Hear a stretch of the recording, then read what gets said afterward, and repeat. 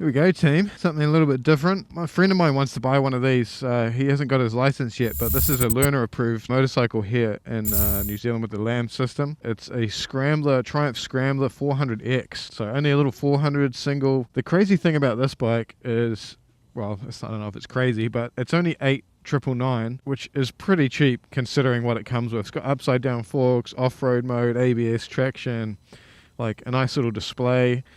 It's got a lot of stuff straight out of the box. Yeah, I just want to take it for a ride and try it out. The other thing is, because I'm 6'1", there's pretty few learner-approved bikes are kind of comfortable to ride just because of the height.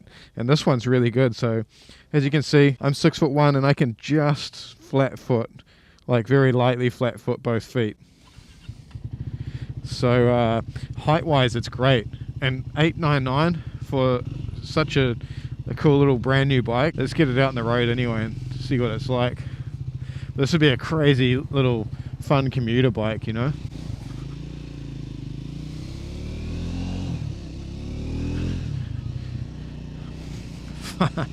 I can already tell it's going to be a pretty fun bike to ride. Never been on one of these. Oh, it goes a little bit better than I thought it would, to be honest.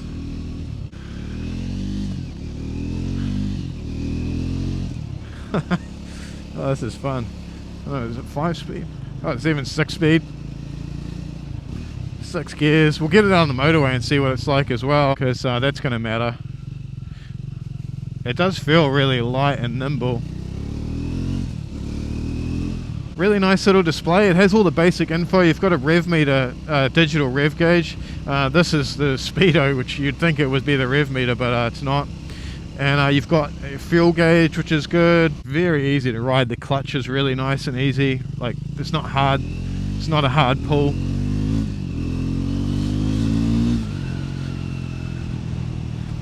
Honestly, it really does. Like, it's definitely not a fast bike. Don't get me wrong. This is not a quick motorcycle. But it has plenty enough power to kind of hoon around on and have a good time. You're not going to be pulling wheelies on it. Well, I guess you could, if you had the balls. Riding position is similar to a supermoto, I guess, like nice wide bars, not much of a bend in my leg at all, very comfortable, like I'm pretty much perfectly upright. Has a nice little thump to it, little single piston thump. The mirrors are nice, it's got little hand guards. These aren't going to do much for crash protection, but you know, they'll certainly keep the wind off your hands. I'm impressed that it has upside down forks as well, and they look to be quite thick with one seat, not two. It's water cooled. I like the paint scheme on this one too.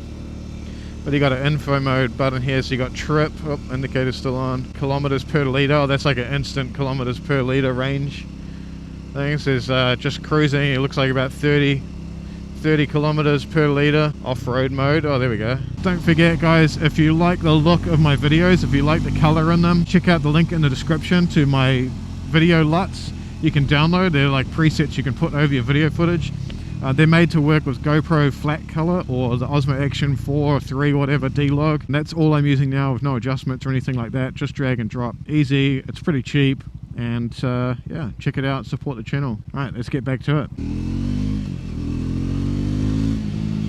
It has a kind of power band, which is interesting. We'll try it when we get on this on-ramp.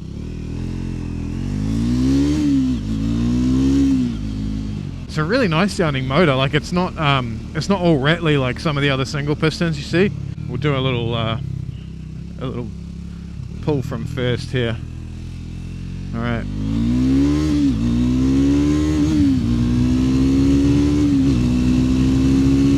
Okay, let's do a vibe check. Check the vibrations. Yeah, it definitely has an interesting power band. It almost feels like it has like VVTi or something. When you get to like 6,500, 7,000 RPM, it starts to like, has like a second wind. But it's not struggling at all here on the motorway. I can still accelerate quite easily. So 110, it looks like I'm about 6,000 RPM. The mirrors are nice, no vibrations. Man, they're gonna sell a lot of these bikes. I don't know what the sales figures are like at the moment, but it's very cheap for what you get. Anyway, I'm gonna head off the motorway. We'll find a couple of twisty roads. I don't know if I'm gonna be able to take it off-road. This certainly isn't gonna be an off-road test. I just wanted to try it out and give you guys my first thoughts on this new release from Triumph. If you guys want to check it out, go and talk to Rob at Whole Shot Motorcycles and Takapuna. Those guys are great.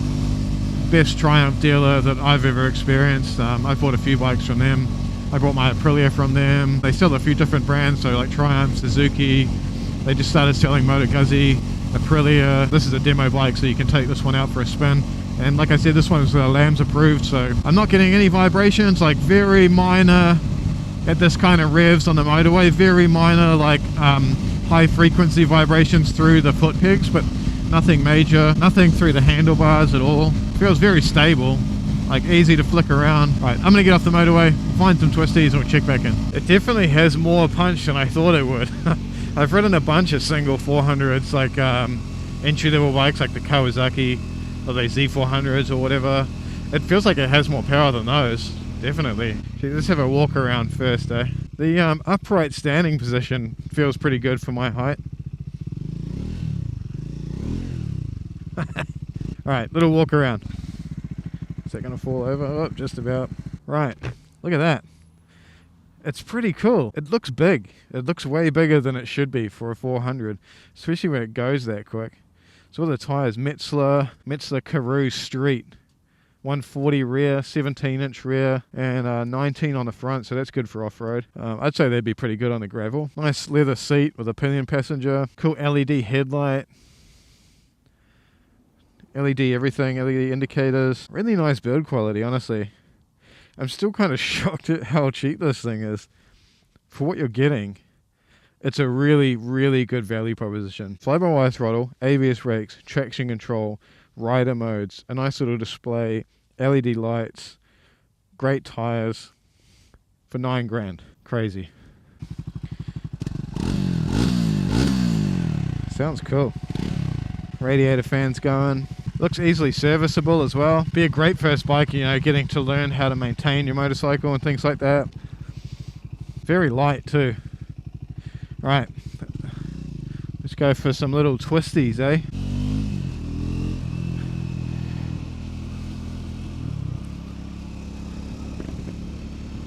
It's really nice in the low revs as well. It doesn't like chug and vibrate. Like if I chuck it in fourth when I'm going 50k an hour, real smooth. Even as a commuter bike, I'd probably be taking the Scrambler just because I like the higher seating position and being able to like see over the traffic. Really nice. I mean, I love adventure bikes as well, but yeah, trying out that seating position, the standing position, sorry, really nice. It's set up perfectly for my height, honestly. Doesn't need bar risers or anything like that. The pegs are plenty wide enough, so you're not going to feel like you're slipping off. I'd be taking those rubber inserts out of them, but that's just me. Suspension feels nice too. I'm struggling to find something wrong with this bike, honestly, especially for this price. Like I think it's worth more than what they're asking for. Let me test those brakes again. I got a bit of distance from that car. Yeah, really good brakes. Like, certainly not like performance brakes, but they stop really well. You have that ABS, so you can have that confidence you're not going to slide out. Really easy to ride, eh? Like one of the easiest motorcycles I've ever ridden in terms of learners approved bikes. Like it's just so smooth. The gear change, the gear lever doesn't require much effort at all. It's just click, click. And the clutch is really smooth, throttle is really smooth. So, you know, this would be honestly a fantastic first bike, especially if you're a taller rider. I think if you're kind of like under 5'9", maybe 5'8", I would just suggest going to try it, you know, just to see if the height is an issue for you, because it does feel, in terms of height, it feels like a full-size bike. It's plenty fast enough to not be frustrating. That's the thing to keep in mind. Like a lot of bikes, especially learner-approved motorcycles, you can buy them and they just start feeling really frustrating because they're just so slow. This one doesn't feel like that. I think it would take you quite a while, unless you're like a real speed freak. I feel like it would take you quite a while to get frustrated by the power of this thing. Yeah, I guess summing up this bike, if you're new to motorcycling and you want something that kind of has a nice style to it, it looks cool, it's not too small, say you're a bigger rider like myself, A lot of guys are just starting to get their learners motorcycle licenses here now, and you know, they might be 6'1", 6'2", 100 kgs like me, and a lot of the learner bikes just feel like you're riding a scooter. This does not feel like that. It feels like a good size motorbike. It doesn't feel like I look ridiculous on it, which is, you know, definitely one of the benefits. Like I said, it has enough power. It has massive service intervals. I think Rob was saying 16,000 kilometer service intervals. I'll check that and put it up on the screen if I'm wrong, but that's a hefty distance to have to service your bike. All round great bike, guys. So I'm going to sum it up there. Thanks heaps for watching this video, and stay tuned for the next one. Like I said, wrapping it up here. Thanks for watching, guys. I'll see you in the next video real soon.